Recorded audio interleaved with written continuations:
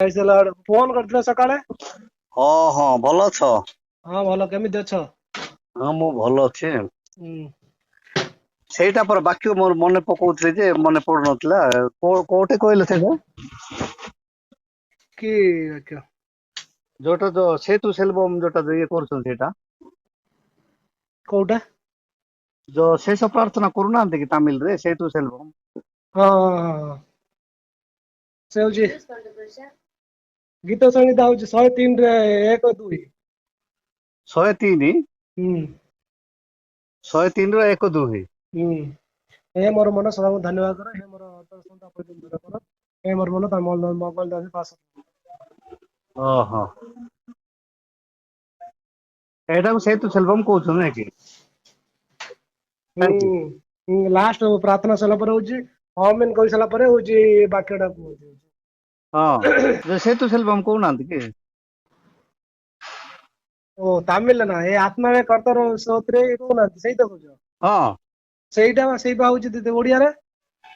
ହଁ ଯେ ଆମର ଯୋଉ ଓଡିଆରେ କଣ ସେତୁ ସେଲବମ ମାନେ ଓଡିଆରେ କଣ ମିନିଂ?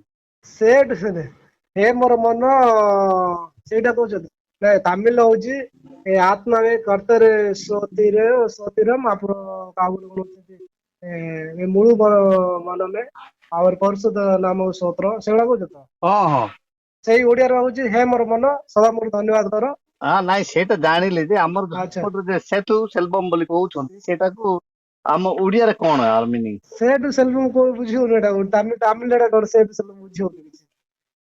ମାନେ ଶେଷ ପ୍ରାର୍ଥନା ବୋଲି ଆମେ ଯୋଉଟା କହୁଛୁ ସେଇଟାକୁ ସେତୁ ସେଲବମ କହୁଛନ୍ତି ନା କଣ କହୁଛନ୍ତି?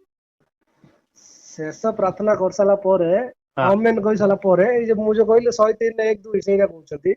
ହଁ ଆଉ ସେଇ ପୁଣି ତାର କୋଉଠି ଗୋଟେ ଭଲ ବୁଝିିବନି କଣ କହୁଛ ହଉଛି। ହଁ ହଁ ହଁ ହଉ ଠିକ ଅଛି ଠିକ ଅଛି।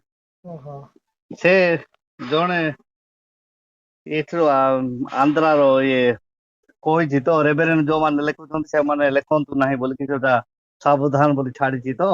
ହୁଁ ହୁଁ ତା ଉପରେ ଗୋଟେ ଭିଡିଓ ଆଉ ଗୋଟେ ଭଲରେ ଗୋଟେ କରିକି ଛାଡିବ ବୋଲି ସେଇଟା ଗୋଟେ ଯୋଜନା କରୁଛି ଆଉ।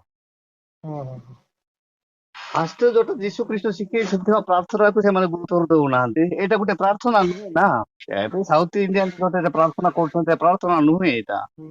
ହଁ କି ନାଇଁ ହୁଁ ତାଙ୍କ କଲେଜ ରୁ ଶିକ୍ଷା ଦେଇଥି ସେଇଭଳିଆ ଭାବରେ ଜଣା ଏଇଟା ତ ପଡୁଛି। କଲେଜ ରୁ ଶିକ୍ଷା ଦେଇଥିଲ ଖାଲି ବିନା ଶିକ୍ଷାରେ କି କରନ୍ତି ନା ଅଛି।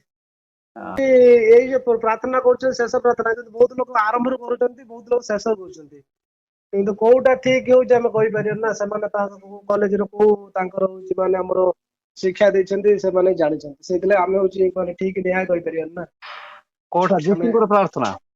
ନାଇଁ ନାଇଁ ଯୋଉ କରୁଛନ୍ତି ତାମିଲନାଡୁ ଯୋଉ ପ୍ରାର୍ଥନା କରୁଛନ୍ତି ହୁଁ ମାନେ ବହୁତ ଲୋକ ହଉଛି ଆରମ୍ଭରୁ ଏଇ ପ୍ରାର୍ଥନା କରୁଛନ୍ତି ଯୋଉ ସଙ୍ଗୀତ 103 ରେ 1 2 କହୁନା ବହୁତ ଲୋକ କହୁଛନ୍ତି ନାଇଁ କିନ୍ତୁ ବହୁତ ଏବେ ଲୋକ ହଉଛି ମୁଁ ଲାଷ୍ଟ ସଇଲା ପରେ କରୁଛନ୍ତି କାହିଁକି ନା ତାଙ୍କ ନାଇଁ ଆତ୍ମା ପ୍ରାଣ ସବୁ ହଉଛି ମାନେ ସବୁ ହଉଛି ମାନେ ଦେଇକି ସବୁ କଲେ ତ ସେଇଥିଲାଗି କୋଉଠି ଜଣା ପଡୁଛି ମୁଁ ଭାବୁଛି।